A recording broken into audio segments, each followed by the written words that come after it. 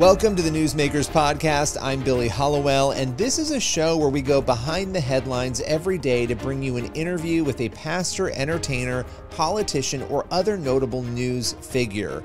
And this is a show, again, it's daily, but it's based on our weekly TV show, which is also called Newsmakers. You can watch it on the CBN News channel and also on our YouTube page. And on this show, every day, we dive deep. It's a little more longer form with one of the people who you will often see on our Newsmakers show or across the CBN News platforms. On today's Newsmakers, I'm flashing back to a conversation I had last year with an ex-witch named Sarah Anne Sumpolec. She is now a Christian, and she joins us to share her journey. It's a powerful journey of hope and finding truth. With no further ado, let's welcome Sarah to the show. Well, thanks so much for joining me today. Your story caught my eye, and just looking at the details of your story, finding faith, but the crazy journey that you were on as a young child. And I think we'll start, and I know some people might not be familiar with your story, so I want to start at this point when you were about 13 years old, where your family moved into this home that some might describe the home as, quote, haunted. Can you take us through that experience of moving into the house and when you started to sort of notice that things were going on there? So I grew up very much a nomad. My dad moved us around all the time. So moving into this house was kind of a big deal. And of course, it happening at 13 when I had left Jersey at that point. I was in New Jersey, and we moved across the bay into Delaware. And so just moving to this spot, for me, that house, my dad had said that we were going to stay, which of course, was a big deal when you have gone to 12, 14 different, I don't even know how many schools, honestly, at that point in my life. I was going into 8th grade, and I had been all over, up and down the East Coast and everything else. So the thought that we were going to stay was actually my first big attachment to this house, is okay, I might actually live here. I might be able to actually stay.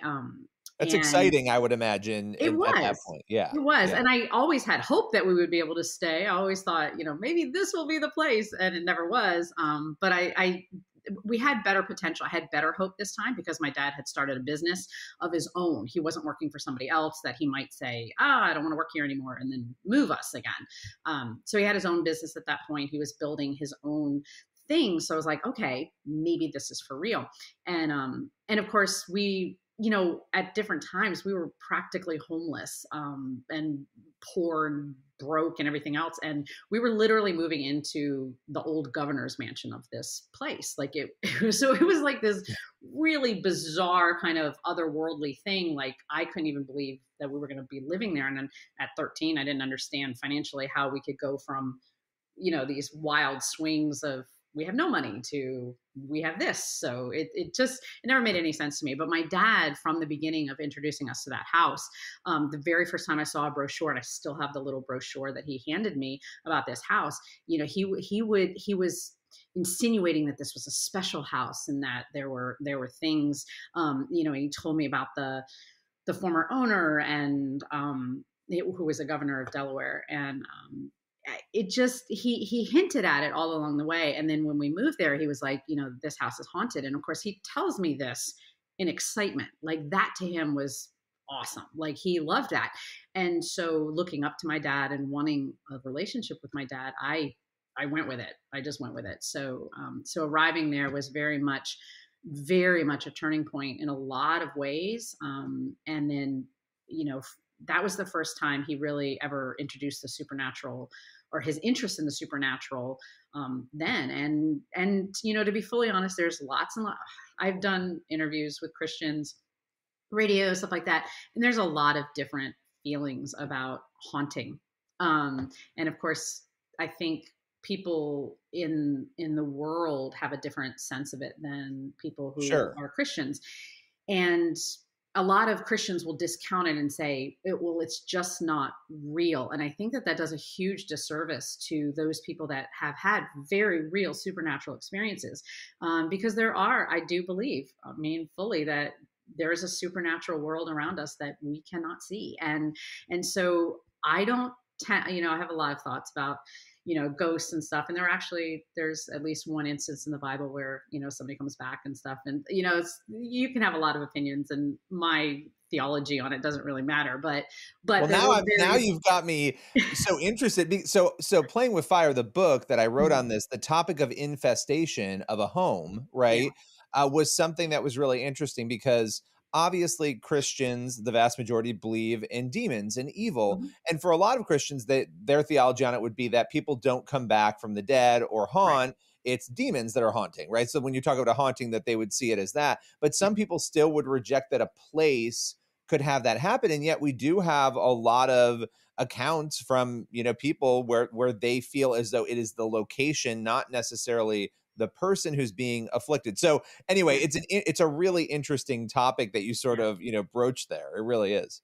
Yeah. No, I mean, I've done a ton of research on it. I mean, not just because of my background and my desire to help Christians understand this world, because I think one of the biggest issues I see in the American church nowadays is that there is this, it's like this, not rejection of it. I think most people will say that they believe that there's a supernatural world, but they don't really understand anything about it. And that that there's this whole world that actually has motives and things that they're actually and actively doing. I mean, it's no different than what we see with, we're coming up on Easter, Jesus, died on the cross. But, the enemy had a plan in that too. It's just Jesus, Christ's plan and his death on the cross was a greater plan than what the enemy had thought it was doing. But we Yeah. do have a thinking enemy. And so, Ephesians 6. I mean, Ephesians 6 tells us, yeah, I would actually argue, I think, and I'd love your take on this, and then we'll dive back into the home and the upbringing. But, yeah, I sort of feel like this is an issue that Hollywood is talking about more than some churches are, right? I mean, there's two extremes. You could talk about yeah, only the issue of evil, or you could never talk about it. But I was disturbed by how many people don't want to talk about it. They'll say they believe it, no, they ignore it, and it's as though no. Ephesians 6 is just not something that we should even care about, right? That there's a battle going on. So I I don't know if you know. have any takes on that or reflections on that, but No, I do. It's actually why I'm in LA.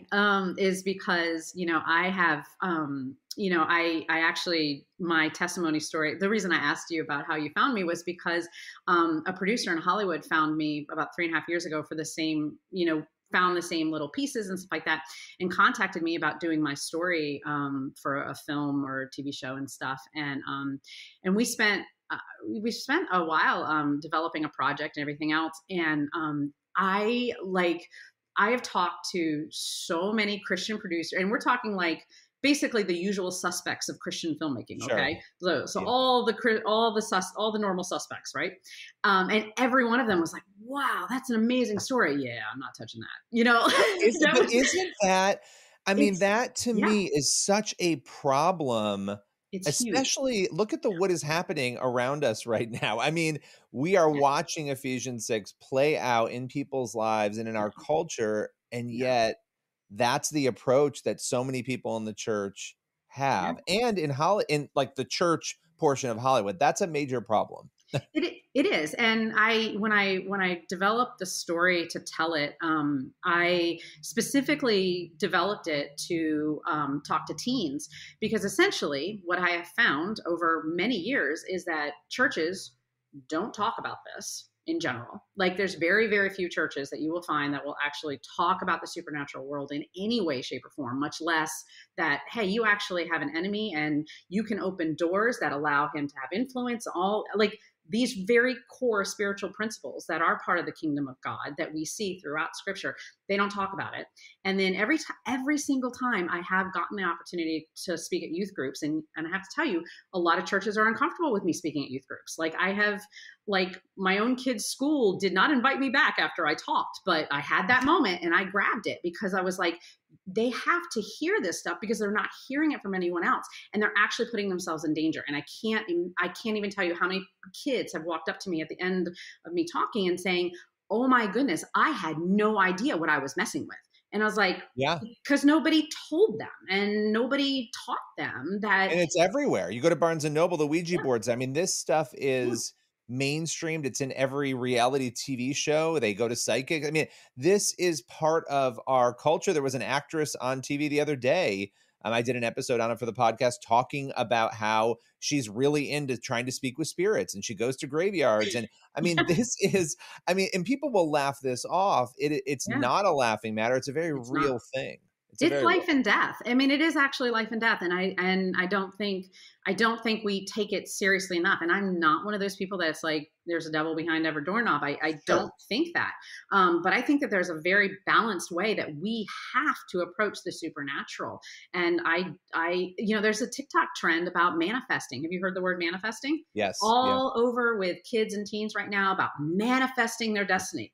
Well, that's just witchcraft, just Right. in different terms. Like, that's all that is. Like, it's the same stuff. It never changes. It just changes words. It changes how we do it, things like that. But it's all the same thing. I mean, yes, we used a Ouija board, but guess what? You can summon a spirit or you can mess with that world Sure. without those things. So, Yeah. Yeah. and I They're see it just on the TikTok. tools. They're just the tools that Yeah. attract you to it. But now TikTok is one of those tools. So, all right, I love this conversation's amazing for a million reasons. I mean, very few people even speak about these things though, too. I think I it's know. very bold of somebody to have gone through what you've gone through. And we're going to get into more of that now to then be willing to share it, because I was finding that as I was trying to find people as a journalist to talk with them about it, and I'm a lifelong Christian, there were a lot of Christians who had these amazing stories that they did not want to share because they were worried they'd look weird or people would think they were crazy, or, Yeah. there was something holding them back. And I understand that. But if we don't talk about it, again, how do we bring people who are facing this? How do we protect them? But how do we also bring them healing? So let's Yeah. go back to Okay.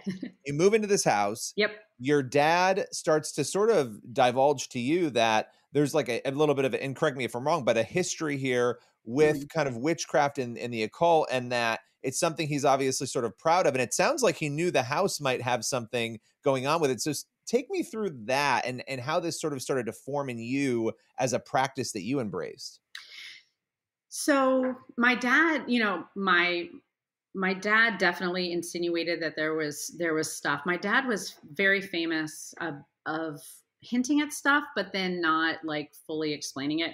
And much later, I actually like pushed him really hard, just like, come on, tell me what you actually believed, because he was very cagey about it. And I don't, of course, because he was cagey, that made me want to know even more, to be honest. It just kind of fascinated me all the more because I felt like he knew something that I didn't. And I did not, I mean, we really did. I grew up in a household kind of basically without God. Like God was, I mean, my mom kind of went to church, but it was never anything that meant anything. And then of course my dad was very anti all that stuff. And of course I had a deeper connection with my dad, or wanted a deeper connection with my dad at the time. So he insinuated this stuff. He did actually. So there was an incident with a marble that happened very early on when we moved in, and it was basically, if you can imagine, like a metal marble rolling across wood floor.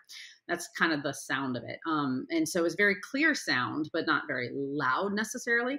And you would hear this sound in my house, like, and so that connection with my dad and that marble was the very beginning. And I do think that there's some kind of, when you invite fear and that belief that it might be real, when you open that door to that, I think then you're very, very open to every creak, every this, every that. I definitely had tormenting dreams there, like in a way, that I never had in my life, kind of thing. Later when I got deeper into the witchcraft, didn't start there, but so this marble, we would hear it, and my dad was like, that was proof. That was the first proof that something was happening. And we would hear creaks, and we would hear strange noises, and we would. All right. So I believe all gifts of God are there with us. Like, regardless of the fact that I was from a non-Christian family, didn't know anything about God, he still created me. And so I've always felt like I was sensitive, I guess I would use the word sensitive, but now as a Christian, I see that as more of a, that connection with God, that wanting to connect with something deeper. It was that inside of you that was always there. And so I saw that as this connection with witchcraft. And my dad introduced me to it very specifically through a book that he handed me when I started asking him more questions about, well, what do you think this is? And who, do you think this, what's happening in the house? And he handed me a book on witchcraft. It was a very old book, and I still remember what the cover looks like. I burned it later, so like I don't have, I don't know I don't even know the title of it, to be honest. Yeah, I was gonna say, I'm sure you disposed of that later on, but yes, that was sort of your first like text version of instead of handing a kid a Bible, here's this witchcraft book. Yeah, wow. No, so I got handed a book on witchcraft, and I was like, tell me more. Where'd you get this? Because my dad, I'd never seen my dad open a book in my entire life. So like, I was like, you own a book? Like, what? How is that true? And so, but he wouldn't tell me anything. Of course, he's like, just read the book, just read the book, just read the book. And I was like, fine, I'll read the book. And of course, it's a very old book. Like it's a very, very old book. So it's written in this old kind of style and stuff like that.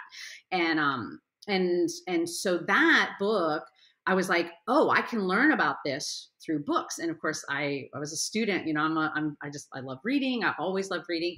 And so that led me to figuring out there was a new age section in the bookstore. And I began just voraciously reading, and I would start to ask my dad questions. Like anytime I could, I'd start to ask my dad questions. It's like, well, I'm reading this, and what do you think about this? And it was like, he encouraged me without saying much, it's like, he was willing to talk and connect with me over that much more than my struggles in high school, or like, I didn't have any friends and was struggling with this or this, like that stuff. He just didn't even think. But if I brought up witchcraft, there was that was the end. That was the end with my dad.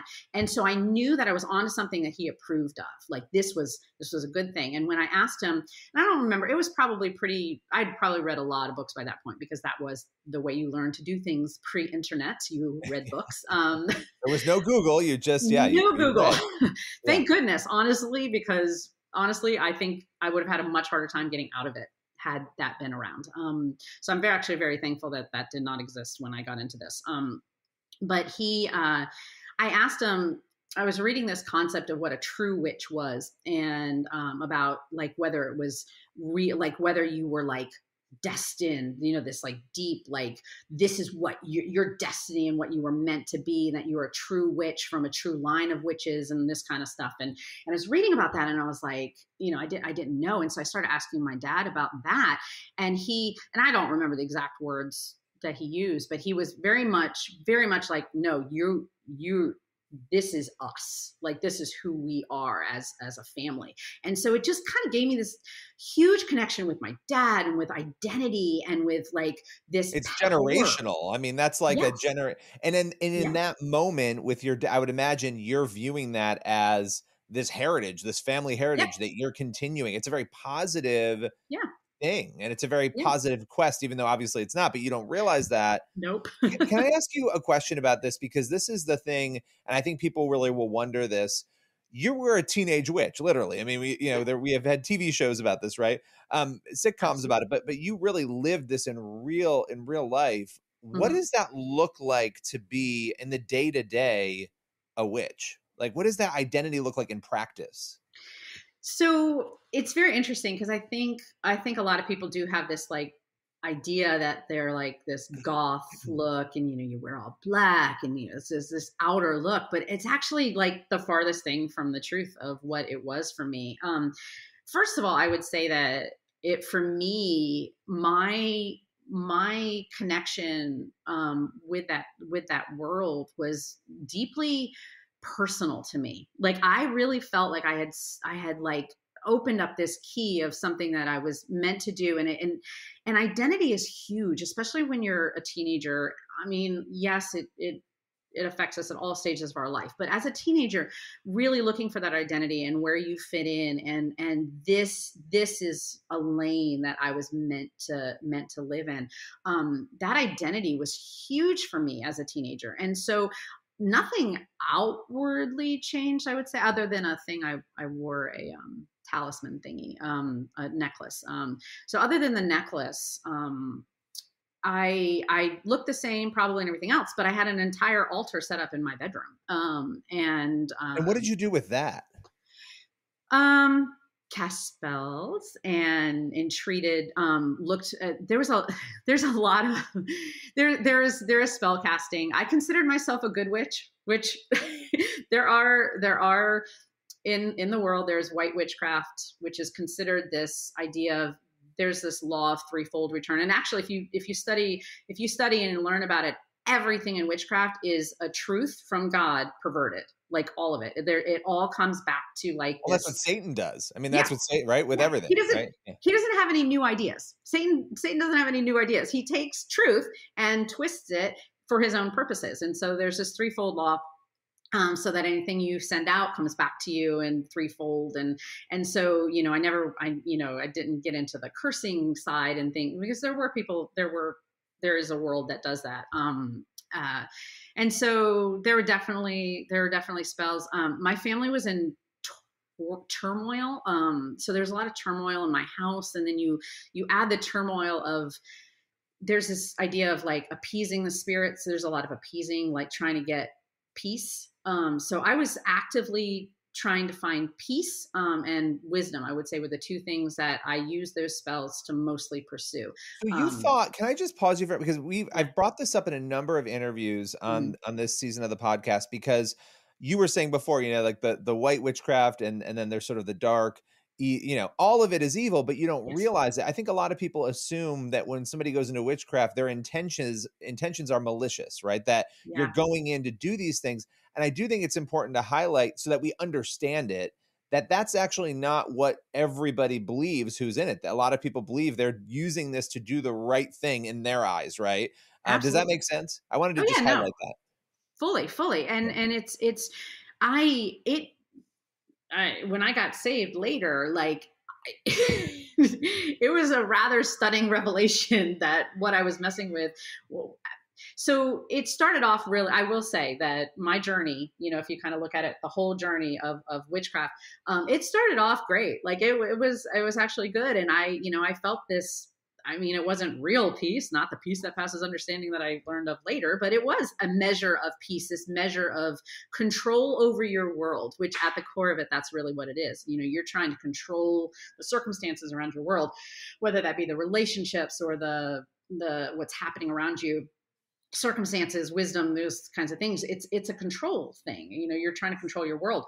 And none of it ever was scary to me. There was nothing ever scary about it for a long time until it changed. And this is the biggest thing that I wish I could communicate on a grander scale to, especially to teenagers, is that the enemy is all about seduction.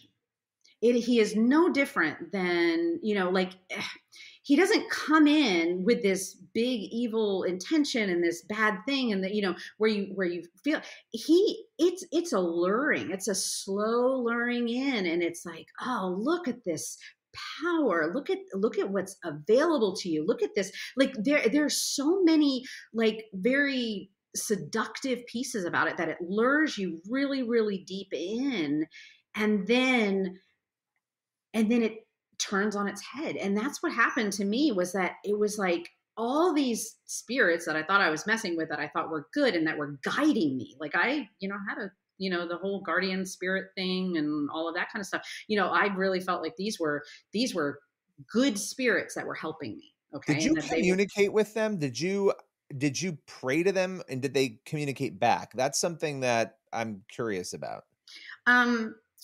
I would never, I don't even know what the right term, I don't even know what witches use anymore. And I can't remember. I would have not used the word pray. I would have used connected, probably, that where there's a connection. I felt like things did change based on those connections. Things happen, and of course you draw the line back to, okay, so this is working, or this is not working, and I need more of this and everything else. So you weren't hearing them at first, but I know there's a point where you do hear a message, a turning point where you do hear a message, I believe. Yeah, no, that one was that one was so strong that I believed it. Do you know what I mean? By that point, like, it was like I had felt like I was being guided, in kind of a non-verbal way necessarily. You would often ask questions and look for signs, whether that's the way the candle, I had candles blow out for no reason, like things like that, where it's like, okay, that's the sign that what I was saying was true, or what I was asking, or those things. But it was all felt very good for a long time. And then all of a sudden it didn't. And I don't know why it turned. I can't necessarily, other than there was more desperation for me because my dad at that time had started getting into heroin, cocaine, one of them. Like, he was using drugs and serious drugs that would alter. Yeah. Which do you feel? And I want to hear you talk about that. And sorry to interrupt, but I have to ask this question. Did you feel that the spiritual issues in the home that you guys were engaging in added to that? His search for those drugs or his use of those drugs. Did you feel like those things interacted at all? I do, because I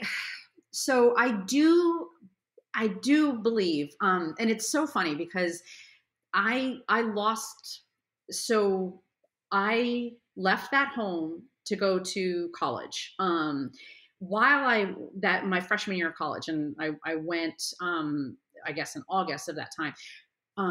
I never went back to that house because my parents foreclosed. They lost the house, basically. They foreclosed, and I went through a whole week where I didn't even know where my family was. Like, nobody was answering the phone. It was disconnected. I had no idea. And then when I went home for Thanksgiving break, my very freshman year, my semester of my freshman year, they had moved to a different house. So I had never, it's like I had no, this house was kind of torn from me. And a year ago, I went back to my hometown with my husband. We went on an anniversary weekend, and I went by the house, because we always go by the house if we're near there and stuff like that. But this time I kind of steeled myself, and I walked up the driveway, and I was like, I need to walk inside this house. I need to go inside this house and see this house again. Because I had not been there since I was 17 years old. And I had this weird, and of course I got saved and all this stuff happened, and it didn't go back.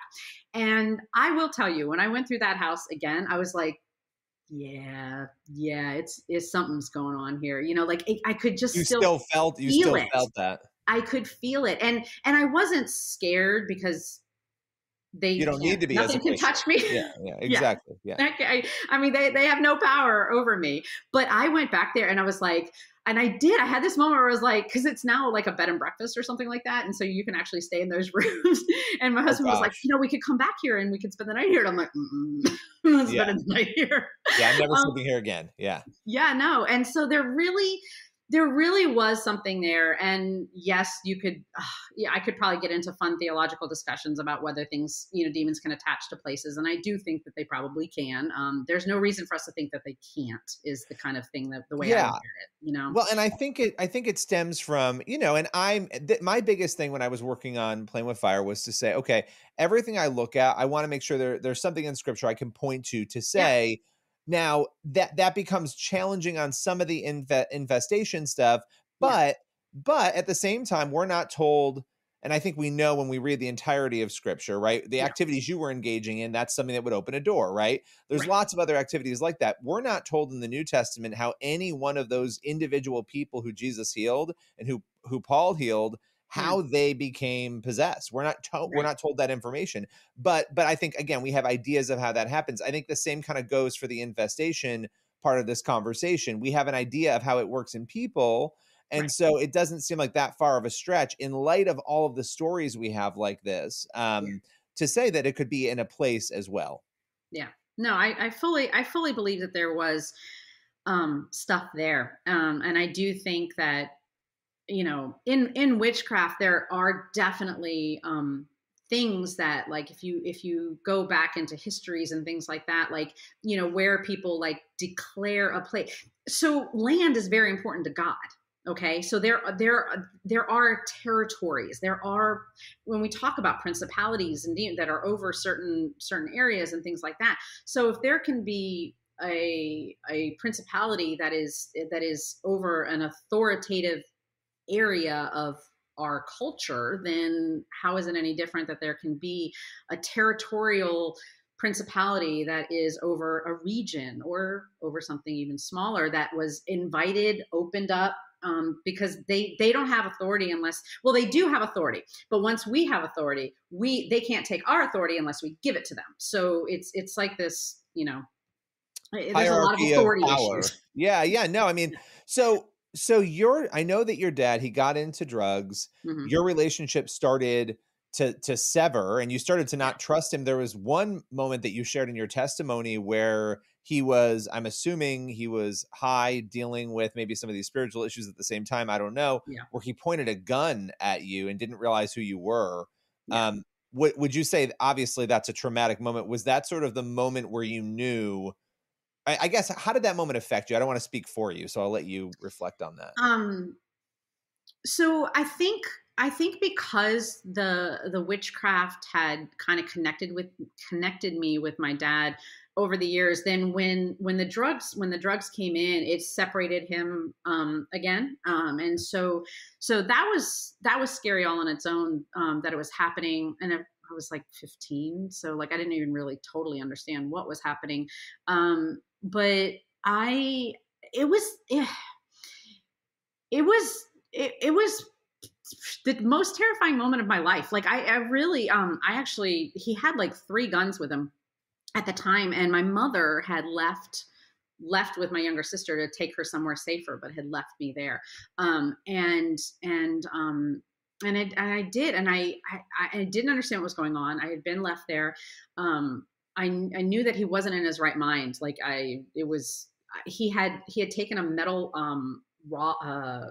I don't even know where he got it. Some sort of metal rod, and had destroyed the bathroom, like taken it to the shower, to the cabinets, to the mirrors, like destroyed the bathroom because he thought spirits were coming, or things were people. I don't know what he thought they were, but something was coming out of the cabinets, and he was trying to kill them. And so that had all happened like before he even held the gun to me. And so when he turned and pointed the gun at me, I had this moment where I was like, and he did not know who I was at all. And of course he had been thinking that there were intruders this whole time. So I was an intruder, I guess.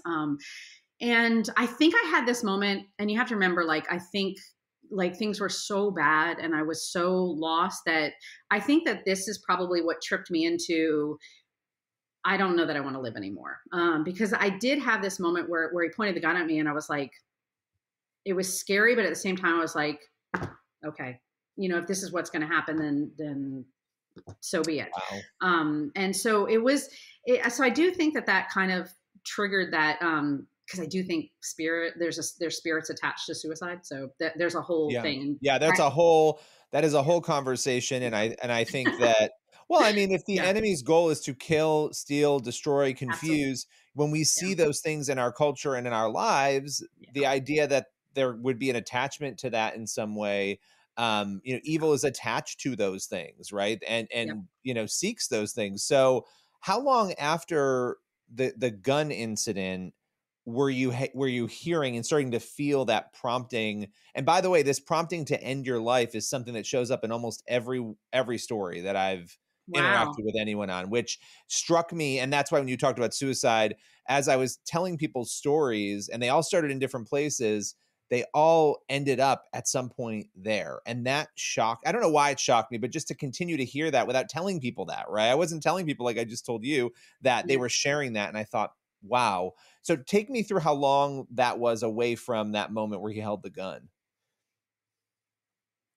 Um, probably probably less than a year. It's a little fuzzy.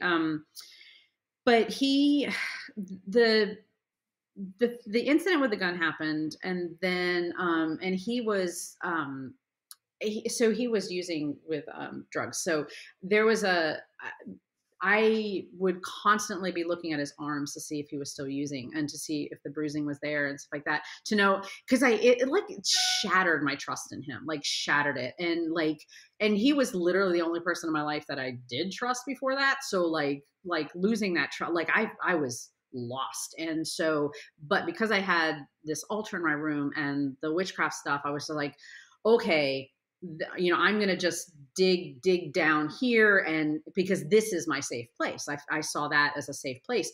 Only I think because of what I saw with my dad, I think it was scarier to me all of a sudden. And I started to, I think about that time is when I started having the really scary dreams. And like, imagine not seeing stuff like with my natural eyes necessarily, but feeling like I was aware of scary presences, because nothing had felt scary to that point, but it started to get scary. And that's where it started.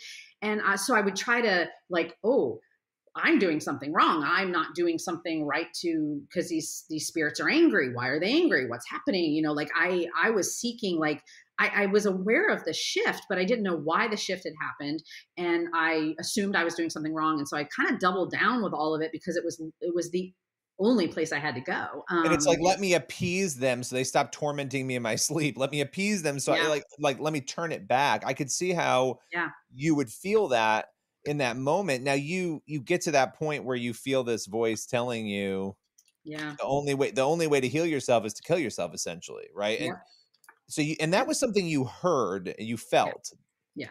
So what happened from there then, once you heard that and felt that?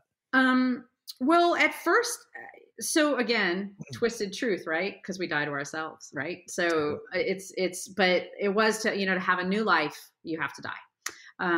You have to have a new life, because that's what I wanted. I wanted my life to a new life, like something like this was not working. I needed something new. And so I heard that, and my first reaction was a little bit of fear of like, could I really do that? Like, is that like, wow, that, because it was so surprising to me, I think, to kind of hear that so strongly. But at the same time, I'd been doing it for so many years at that point that I was like, well, it has to be true then. That has to be true. And I think I definitely had to work up the courage to do it. Like, I don't think I was in this place where that was an easy decision necessarily. Sure. I think I had to, like, it was like I had to let that idea sink in and be like, yeah, that's right. And of course I'd had these other encounters over the time of like, yeah, that makes sense. Like it just kind of like all made sense. And I was like, okay. And it's like I took that thought in and played with it and was like, turned it over and was like, yeah, this is it. This is what I'm going to do. But I definitely think that the continued chaos in my family, the continued uncertainty if my dad was still using, and this by the time I was trying to commit suicide, there was a lot of fear over losing the house and money, and they were borrowing money from me, and there's stuff going on that they did not tell me the truth about. So I don't know all the details of what was actually happening. But I knew that stuff was happening. There was financial problems again and stuff like that. And so there was a lot of chaos. And I think like I remember walking out of my house and getting in my car and thinking, better now than ever. Like, just this is good. Like, let's do this now. And so, so I did. It wasn't like some huge event. It was sort of like this compiled stuff that eventually, like, I walked out that day and I was like, I'm not coming back.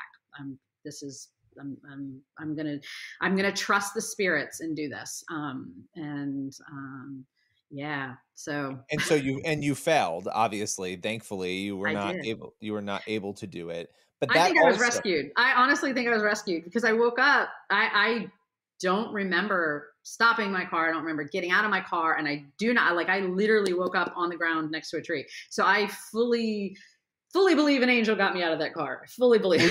Were you trying to have a car accident? Was that sort of the way you were, that this was going to happen for you? No, I had a very old car that had a carbon monoxide leak, and it always leaked, and so you had to leave airflow all the time.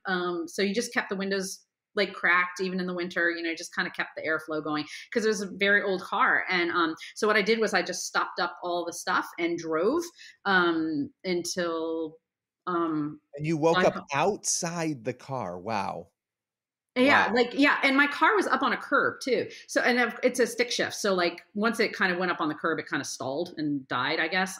It didn't even hit the tree. It was kind of like up on the curb next to the tree. It wasn't like, but my car door was, when I woke up, I was on the ground and my car door was open, and it took me a few minutes to remember what had happened and like why I was on the ground and like any of that.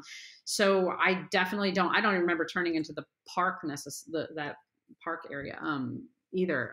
And so yeah, so I woke up and I was like, and it didn't work. And of course, I think I was being affected by the carbon monoxide because I didn't know what to do other than to just go home. It was like I couldn't even fathom what what had happened, and the failure of it didn't kind of hit me until a little bit later that I messed up. I didn't do it. And I actually had some other attempts that summer that were,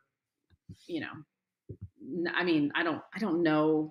I don't drowning yourself in an ocean is really hard to do. Just but the fact that I had a few of those, so it had so affected you to this point that you were trying to take your life. Now, what's so crazy about your story, you end up going off to college, as you mentioned. You had 2 Christian roommates, and you end up coming to Christ. And I mean, when you look at your life before and that coming to Christ, like how did it change you? And I know it's almost a silly question but I'm so intrigued, those 2 different polar opposite worldviews. How did that change you? I really did think my roommates were aliens. There were a few Christians in my high school that definitely had talked to me, and I didn't really recognize what they did until after I'd gotten saved and can kind of look back and be like, oh, that's what they were talking about, like kind of thing. So I had people try to witness to me and talk to me over the years. But going to this InterVarsity meeting and after like months of them inviting me and all of that, like that InterVarsity meeting, I still remember the whole sermon. Like it's been 30 some years now. And because it was about altars, and he talked about altars, and he talked about the Elijah altar with the prophets of Baal. And then they talked about the Isaac altar and Abraham sacrifice, or about to sacrifice Isaac. And he talked about the idea of what an altar was. And if you think of mistruth as something crooked, okay, then when truth comes in, it's like things straighten, and then it's like you can see it and see all the crookedness. And at that moment, I was like, I knew that I was like, if that is true, what he is saying, if that is true, then that means all these things were off. Like they were close. Like I could see, I was after the truth. And when I was on Tyra Banks, when she invited me on a show all about witchcraft and Satanism and all this other stuff. And then I was like the one rebuttal witness. And that was the thing I said at the very end of me sharing on there, was that like, I was searching. I wanted truth. I wanted things that were true. And I fully believed that what I had found in witchcraft was true. And it was like, when I heard that sermon, it was like, I realized that I was like, oh, I had it. It was off. That was off. Like, if this is true, then this was off. And maybe this is the truth that I've always been looking for. And, Wow. And so my prayer of salvation was literally like, if that is true and you really want me to be yours, then I'll be yours. Like, in a lot of ways, it's almost like so much, it was just off over here. Like it's off. You realize it's off. Yeah. in some ways, I know in my mind, and I can't speak for you, it's like, oh, how could you make that transition? But I could almost see how the adjustment of it would be Yeah. easy in some ways to realize, oh, I just had it. Like, this is what I need to do. How Yeah. did your life change once you did that? So all right. So when you come out of the world and the kind of the world that I was in, and of course I didn't even really have, like, I didn't have any spiritual foundation. Like, I still remember reading the Beatitudes for the first time and my roommates laughing at me because I was like, oh, this is really cool. And I read it out loud to them. They're like, yeah, that's the Beatitudes. You know, we kind of know that one. It's like, but to me, that was like, whoa, that was a really cool, it's a really cool sermon. But it was like mind blowing to me because I had no understanding of any of it. And, never read the Bible, never read any of it. But I will say that, like, while I was fully in, like, I was like, okay, I do believe that I had messed up in my journey of searching for this truth, that I kind of went over here and that wasn't it. But I think this is really it. I would say that not to be over dramatic, but I would say that there was a war for my soul for 4 years through college. It was a very, very difficult time. Ephesians 6 again. I mean, if like Yeah, we're in this, and this is yeah, something that is, and especially somebody like you who came out of that world, you were engaging with evil, right? Not hmm, realizing at the time what it was, that it was going to want to not let you go, yeah, right? yeah. This is No, the it was. last thing it would want.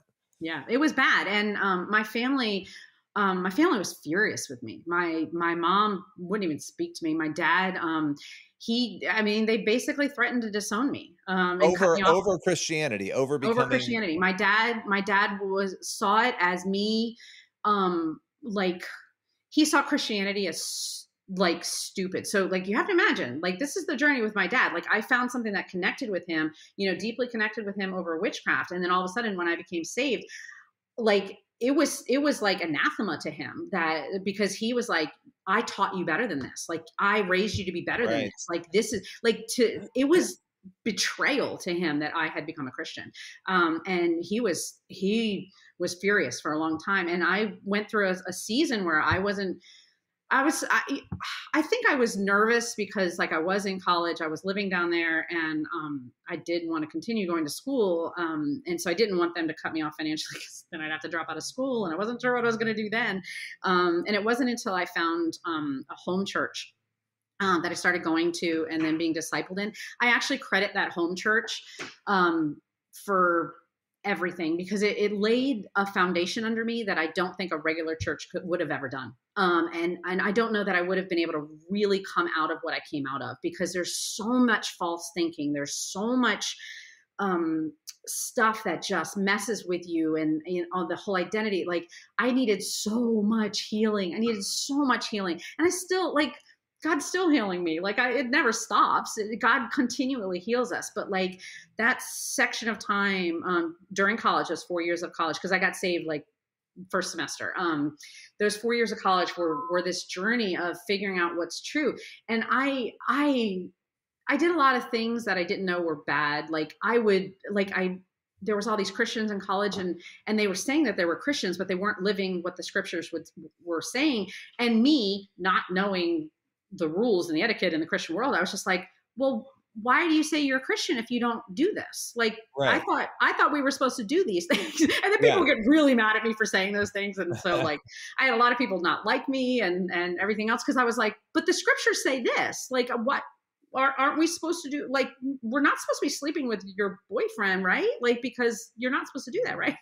And Yeah. and so I had problems with friends at school, with the Christians, and trying to get myself, I didn't even do it myself. It was that discipleship that I had, like, really, really discipleship. I definitely still struggled with thoughts of suicide all through college, I would say. It took a while for that to completely go away, because that is like this dog. It's like a dog. It's like a thing that it's so hard to end that. And it did eventually get fully healed from that. Yeah, and that's a common Yeah, experience. That is a yeah, common experience that I've heard. with this. And I mean, for you, some people, they accept Christ and they start living, and it's like an instant thing. For a lot of people, it's not. And I think that's a Yeah. misconception that people have, right? And also, like, saying a prayer once doesn't, absolve you of any other. And I think sometimes we teach it that way. And so when you're on a journey like yours, that's a journey. It's going to take some time to Yeah. get through that. My last question for you, and I don't know if you want to answer it, and if it's too personal, you don't have to. But did your family ever find healing? Did other members of your family ever heal from this? So through college, I would say by my senior year or something, I wanted to go to Haiti on a missions trip with my college. And that missions trip was actually, kind of this, it was kind of one of those really difficult things because I really, really felt like I needed to go. I really wanted to go on this missions trip. And my family was very against it. And the pastors at the church were like, well, if your family doesn't agree, you have to honor your father and your mother. And I'm like, they don't believe, like they're never right. Yeah. They're not going to agree with anything I do. Yeah. If I do that, I will never go anywhere. Okay. Yeah. Like they don't even want me to be here in this church. So like, so the whole honor your father and your mother thing, I wasn't against, but I was like, does it apply in this situation? Like I'm an adult, like I can still honor them without agreeing with them and choosing to do something as an adult. Anyway, it was this whole thing over this trip to Haiti, and my mother would like cut out articles about unrest in Haiti and mail them to with nothing, no note, no nothing. Just send me these articles, something like that. It was like the old like Twitter thing, So there was all this stuff, and but it became a turning point. My dad, when I left for Haiti, when I did finally end up going, and when I left, when he dropped me off the airport, he said, "I'm proud of you." And it basically became this. And again, my dad was a man of few words in these situations. He was not good at talking about anything internal. Like he talked about other stuff all the time, but not internal stuff. He said he was proud of me. And it was like a truce, I would say. We just agreed to disagree on all of this stuff. And I would say that is where we stayed for many years. He didn't, he told me I'd never find a husband, that church is never going to help you. Like he would still say stuff like that to me. I did find a husband and, did get married and, did all that stuff. And he just chose to we stayed in our lanes, and I would definitely talk to him some, but I couldn't get much out of him. At one point, and this was, one summer, it was in 2004, I was doing some research. I'd written my first book, and was looking back on my past a little bit. And I was like, Dad, I really just want to understand, what is it that you actually believe? Do you believe in reincarnation? Because I think you believed in reincarnation, but I'm like, how does reincarnation fit in with witchcraft? And what does this mean? And I was like, really, really like drilling him on trying to understand what do you actually believe? Like, and what those things are. And so we had these interesting conversations that summer. Again, not getting anywhere necessarily, but like we had these interesting conversations. I was able to get more out of him than I had ever been able to. And that October, so that had happened during the summer. He has a summer birthday. We went up there to see him. That October, he was diagnosed with pancreatic cancer, and stage 4. And that diagnosis, like, broke him in half. Like he honestly was never the same after the diagnosis. He only lived 3.5 weeks from the diagnosis to his death. I spent a lot of that time up there with him. And it was interesting because during that summer, I made a case for what I believed at the same time that I was pressing him for what he believed. And we had these really good conversations that summer. And when the time came, my dad basically didn't want to, he just shut down. He just shut down emotionally. He shut down mentally. He just didn't want to talk to anybody. And thankfully I knew at that point that I was like, I have said everything to this man that I can say. Like, I know that I've been very honest about me and what I believe now. We've talked about his beliefs and why I think that that this is true and not what he's saying. And I was with him the whole time. At one point before he was able to stop speaking, I was sitting there and he patted my hand and he was like, I took care of it all. And I was like, excuse me? What does that mean? Yeah, I need a lot more information than that. Like, yeah, tell me what you mean. What does that mean? What do you mean you took care of it? Because it was something about like he had met with a pastor who I didn't know. So I don't really actually know like what denomination it was or like, I don't know. He met with somebody though. And that was his response was, I took care of things. And I was like, can we do it again here so I can have some reassurance? I don't know. But he definitely had indicated that there was at least some of that. And then I was with him when he died. I had been singing just some worship songs and, just kind of sitting there with him, praying for him. He wasn't communicating at that point. He had not been able to even, like, he couldn't even see at that point. He was definitely hearing things though, because he would turn to the sound of your voice. And I can talk about it like this now because it really has been about 15 years. But like this was a big thing of like just kind of basically when he died, I feel like he had every opportunity to get things right with God. I don't know that he did. But I know that he had every opportunity. And so I feel like I have the hope of possibility that he did, which is basically all I could ask for at that point. And for me, that was enough. Like it was enough that like, I don't know what this man chose to do in the end. But I think that he might have. And so that happened like 14 years ago.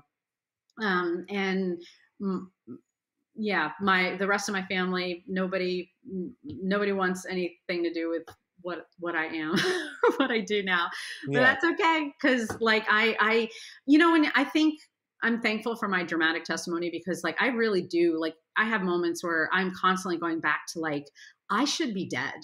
I would have been dead if it were not for God. And so to me, like, I can hang on to that and be like, even if this doesn't happen, like I would have been dead without him. Like I was truly transferred from the kingdom of darkness into the kingdom of light. And like that, just the fact that happened, God has done more than enough for me. And, so I like nothing can change that. And, so even though I would love for my family to understand that they don't, and I can only be who I am.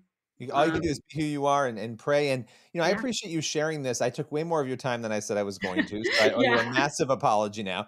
No, it's okay. I'm sorry. I probably talked too much. No, you didn't. I mean, these stories are essential for people to tell. And they're not stories you can really tell in 20 minutes. I mean, they're just not. There's so much to unpack. And I appreciate you taking the time today.